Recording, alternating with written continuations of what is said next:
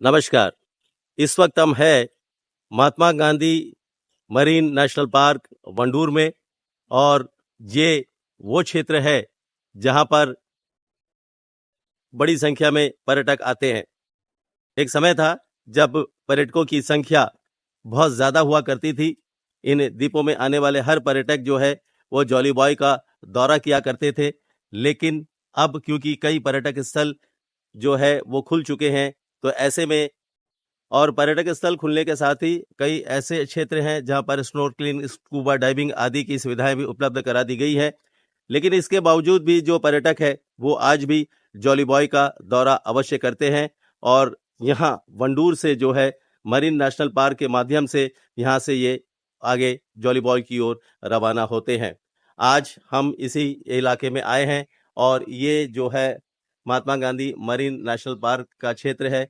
यहाँ पर जो टिकट काउंटर भी उपलब्ध है।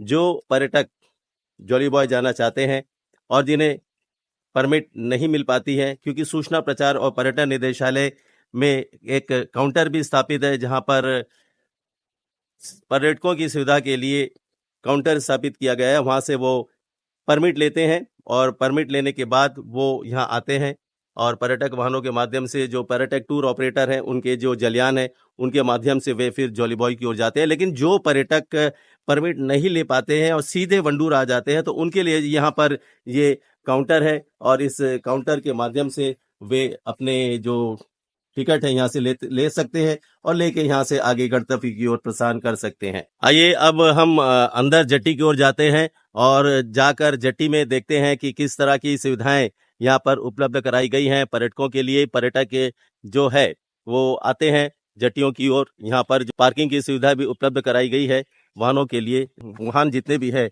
वो यहाँ पर अपना पार कर सकते हैं। पर्यटकों की सुविधा के लिए भी यहाँ पर छोटे छोटे हट्स बनाए गए हैं और ताकि पर्यटक वाहन चालक है वो यहाँ पर आराम कर सकते हैं, क्योंकि जो जलयान यहाँ से निकलती है वो 8 बजे के आसपास यहाँ से जलयान छूटती है और इसके बाद वो आगे गंतव्य की ओर रवाना होते हैं। तो इस तरह के हट्स भी यहाँ पर वन विभाग की ओर से जो स्थापित किए गए हैं ताकि लोग यहाँ पर आराम कर सके। वाहन चालक है वो भी आराम कर सके। हम कुछ जो पर्यटक वाहन चालक है लगता यहाँ पर बैठे हुए हैं, हम उनसे भी बात करेंगे। आपका क्या नाम है? आनंद। आनंद। आनंद जी, टूरिस्ट आते हैं? अभी तो आते हैं सर, अभी तो खुला है तो अभी आते हैं। अच्छा, तो कितने आ जाते हैं? तकरीबन 200-300 आते। 200-300 आते। आपका क्या नाम है? राजेश। राजेश। राजेश जी, आप भी ड्राइवर है? मैं भी ड्राइवर हूँ। अच्छा, तो टूरिस्ट आते हैं? हाँ जी जी। हाँ, तो कहाँ से आते हैं? ज्यादातर टूरिस्ट आप लोग के पास जो आते हैं कहाँ के आते हैं? बंगाल से या महाराष्ट्र? अभी तो कलकत्ता वाला गेस्ट जाते हैं। अच्छा, कोलकाता से बंगाली टूरिस्ट ज्यादा आते हैं। अच्छा, तो यहाँ पर वो यहाँ से परमिट लेके फिर जाते हैं आगे जॉली बॉय? जी, परमिट तो वहीं से आपको आई-20 से लेना होता है, वहाँ से लेके फिर यहाँ पे। तो कैसा वो पर्यटक क्या बोलते हैं आप लोगों को? कैसा रहता है उनका अनुभव जॉली बॉय का? अच्छा रहता है बोलते हैं। नमस्कार सभी इको ऑफ इंडिया के यूट्यूब न्यूज चैनल के सभी दर्शक व्यूअर्स। जैसे कि आपने देखा हमारे जो Andaman Nicobar tour operator association, हमारे पूरा टीम कुछ दिनों से हम लोग प्रमोशन के लेकर कई जगह पर, हर एक जगह पर हम लोग विजिट करते हैं। जो अननोन डेस्टिनेशन है उसको लेकर हम लोग पूरे जोर शोर से प्रचार करते हैं। साथ ही साथ हमारे इंडिया टूरिज्म, हमारे डिपार्टमेंट ऑफ टूरिज्म, अन्य स्टेक होल्डर के साथ में मिलकर काम करते हैं।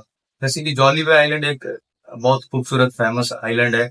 उस आइलैंड को हमने लास्ट कुछ दिन पहले हमने उसको विजिट कर वहां पर वो जो आइलैंड के खूबसूरत को लोगों को बीच में देखा है और अभी काफी टूरिस्ट वहां जाने लगे हैं। तो मुझे ये बोलने में बहुत खुशी है कि अंडमान निकोबार में एकमात्र ऐसा जो जरिया जो टूरिज्म इंडस्ट्री है, जो टूरिज्म इंडस्ट्री में लोग जितने लोग जुड़ेंगे उतना यहाँ पर उसका व्यापार होगा। जैसे कि आपने अभी हमने कुछ दिनों पहले प्रोग्राम किए थे अननोन डेस्टिनेशन को लेकर। हमने लिटिल अंडमान को काफी प्रमोट करने के लिए प्रयास किया। इसको आने वाले समय में हम लिटिल अंडमान को काफी टूरिस्ट वहां भेजने का हमारा एसोसिएशन के लोग और स्टेक होल्डर जितने भी हम प्रयास करेंगे। उसी तरह जैसे वंडूर के बाद अभी गुप्तापड़ा पंचायत में मंजेरी करके एक जगह है, बहुत खूबसूरत जगह है।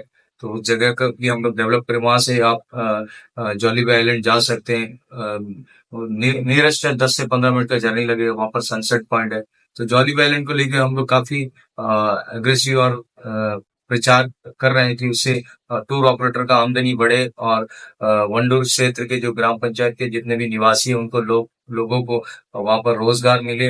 अगर एक टूरिस्ट वहां वंडूर जाते हैं वहां पर कुछ लोगों को वहां पर रोजगार मिलता है, जैसे वहां के नारियल पानी और फल वगैरह के, सब्जी के, चाय के दुकान, छोटे स्टॉल्स वगैरह सब वहां पर खुल जाती है। पहले जैसे जॉली आइलैंड चलता था उस समय काफी लोगों को वहां पर रोजगार मिलता था। अभी वापस जॉली आइलैंड को प्रमोशन करने से वहां पर लोगों को रोजगार मिलता है, इससे वहां के लोगों को रोजगार में आमदनी बढ़ती है और खुशी की बात है। इसके साथ ही साथ हमारे जो स्टेक होल्डर है जितने भी, उनका गाड़ियां वहां पर मंडूर जाती है तो गाड़ियां का भी काम मिल जाती है। टूर ऑपरेटर भी अपना एक आइटनरी में जॉली आइलैंड को लेकर डाल सकते हैं, आइटनरी सेल करते हैं।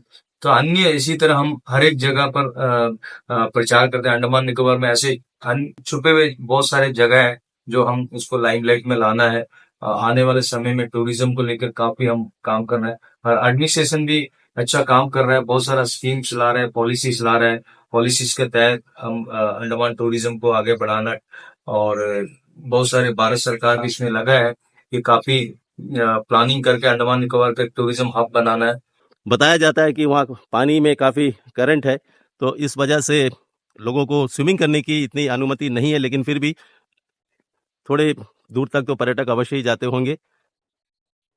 काफ़ी अच्छा है क्योंकि कई पर्यटक स्थल यहाँ पर खुल चुके हैं, लेकिन इसके बावजूद भी है, अभी पर्यटक सीजन भी चल रहा है, तो इसके बावजूद अभी भी 100-200 पर्यटक डेली आते हैं और जाते हैं जलयानों के माध्यम से। इससे हमारे जो टूर ऑपरेटर हैं और जो पर्यटन के क्षेत्र में जुड़े हुए हैं, पर्यटन के क्षेत्र में जो काम कर रहे हैं, उनको भी काफ़ी लाभ मिलता है। रोजी रोटी का एक महत्वपूर्ण साधन है हमारा ये पर्यटन क्षेत्र, और अंडमान निकोबार प्रशासन भी पर्यटन को बढ़ावा देने के लिए कई कदम उठा रहा है। भारत सरकार भी पर्यटन को बढ़ावा देने के लिए कई कदम उठा रहा है और उसी के फलस्वरूप जो है इन द्वीपों में पर्यटकों की संख्या में लगातार वृद्धि हो रही है।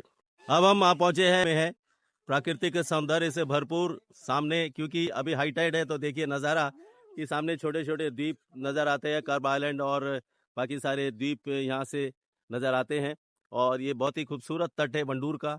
लेकिन यहाँ पर भी तैरने की अनुमति नहीं है और इसके बावजूद काफ़ी संख्या में पर्यटक यहाँ पर आते हैं और पर्यटकों के लिए काफ़ी सारी सुविधाएं भी उपलब्ध है। जो व्यवसायी है, कारोबारी है, उनका अपना सामान बिक्री करने के लिए भी यहाँ पर उपलब्ध कराए गए हैं। कई लोग यहाँ पर आते हैं, हर दिन आते हैं समय बिताने के लिए। पर्यटक भी आते हैं, स्थानीय लोग भी आते हैं और इस खूबसूरत तट का नज़ारा उठाते हैं। खेलने के लिए भी बच्चे अपने खेल कूद के साधन साथ में लाते हैं। हमें ये कहना उचित होगा कि जो अंडमान निकोबार प्रशासन है वो किसी ना किसी रूप से पर्यटन को बढ़ावा दे रहा है और पर्यटन को विकसित करने की दिशा में ही ये सारे कदम उठाए जा रहे हैं। तटों को भी काफ़ी साफ सुथरा रखा गया है, पंचायत की ओर से भी इसका ध्यान रखा गया है ताकि तटों में जो है गंदगी ना फैले, स्वच्छता बरकरार रहे। छोटे बच्चों के साथ उनके अभिभावक और सभी लोग यहाँ पर आते हैं और रविवार का दिन है तो लोग धीरे धीरे इस पर्यटक स्थल पर पहुँचते हैं। हमें अपने तटों को सुंदर बनाकर रखना है, साफ सुथरा बनाकर रखना है, गंदगी नहीं फैलानी है और एक जो स्वच्छता का संदेश है उसे अवश्य हमें फैलाना है। The eco of India news channel के लिए महात्मा गांधी मरीन नेशनल पार्क से मैं राकेश चंद्रलाल, धन्यवाद।